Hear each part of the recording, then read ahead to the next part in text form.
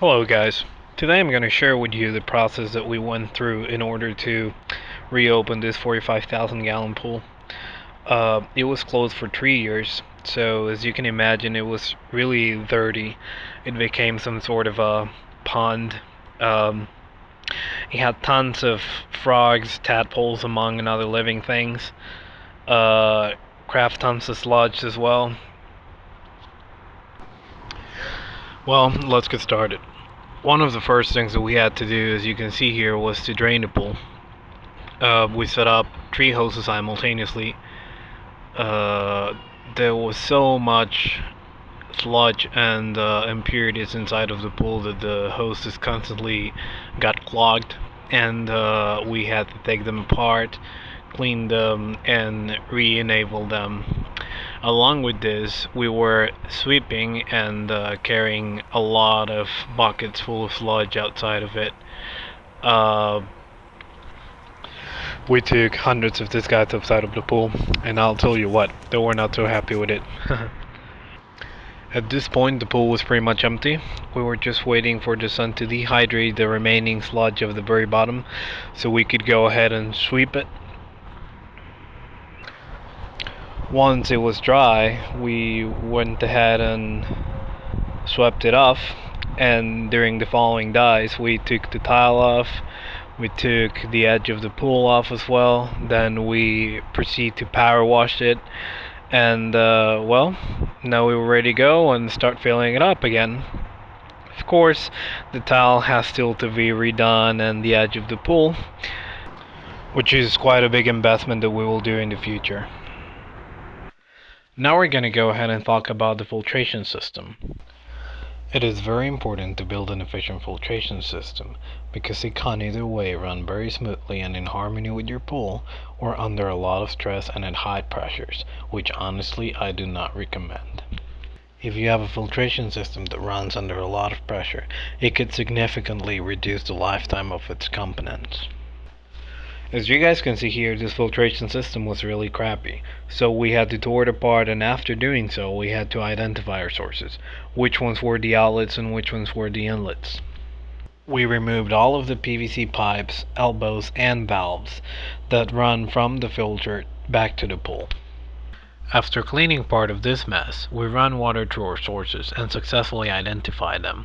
We found out that the pump inlet is fed by the pool bottom drain, the skimmers, and the spa jacuzzi drain.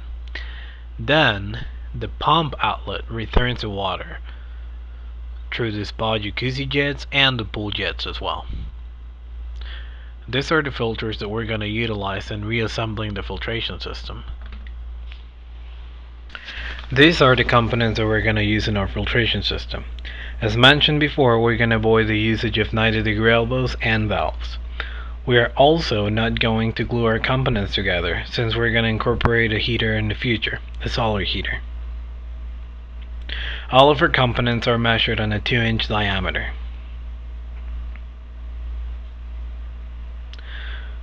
Our components pretty much include O-rings, a 2-inch hose, various flexible adapters and connectors, and professional stainless steel clamps.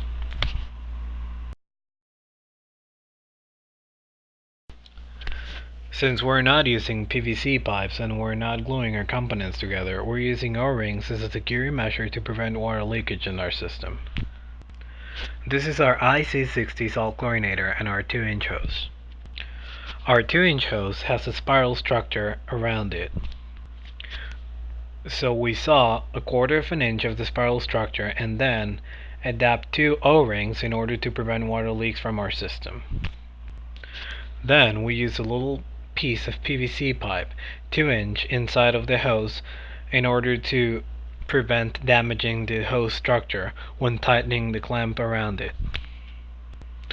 This is how it looks from the inside.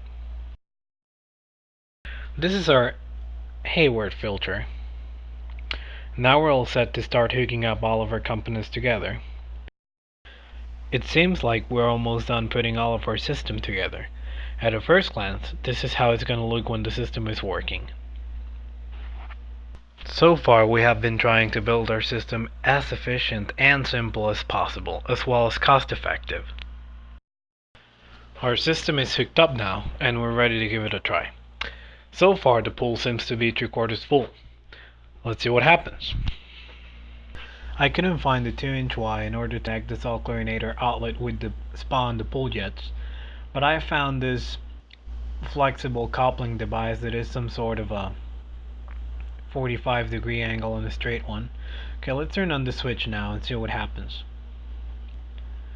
Water seems to be flowing through.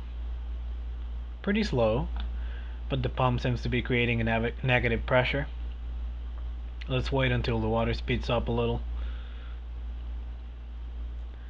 Speeding up slowly but sure. Seems to be ejecting the air of the system.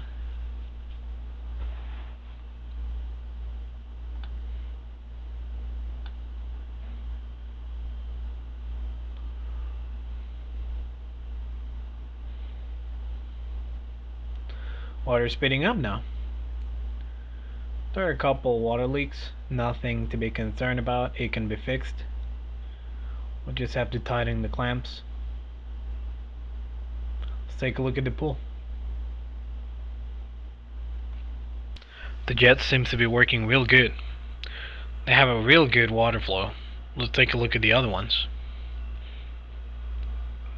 They're working pretty good as well. Let's see the pressure in the Hayward filter. It's good. It's actually below 10 psi.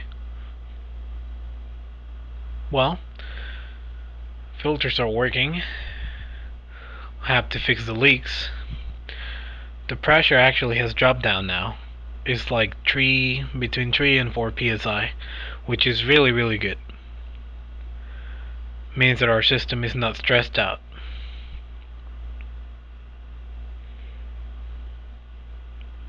Well, I'll have to tighten the clamps and fix the leaks now. Well, it's pretty dark now, so I don't know if you guys can see anything at all, but I unscrewed everything and screwed back again after tightening the clamps. There are no more water leaks, which is pretty good. Everything has stayed together, and the pressure actually has been pretty good. It's still between 3 and 4 psi. Right now, the pressure is 3 psi. It's pretty good. The entire system is working at a pretty low pressure. However, I still haven't connected the salt chlorinator power supply because I wanted to make sure there were not going to be any water leaks or anything by the time it was turned on. You know, just precautions. Everything's pretty wet right now because when I unscrewed everything, there was just water everywhere, but nothing really to concern about. So, I'll be back. Well, we have a new big challenge again in here. We have to figure out how is the wiring in order to hook up the power supply of the salt chlorinator along with the pump.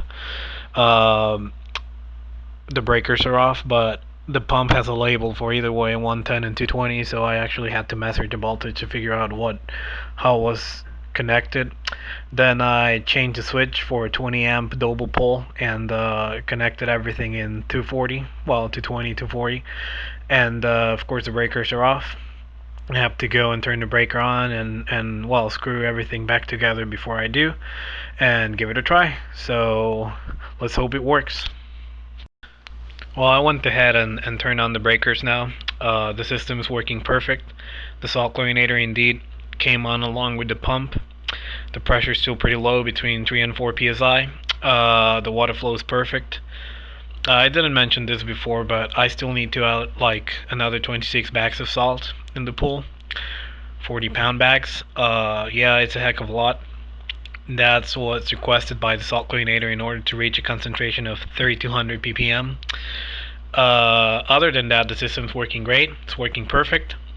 Again, this is a really simple, efficient, and well, within the boundaries of pool cost, cheap filter reinstallation. And this Hayward filter and the IC60, they're great.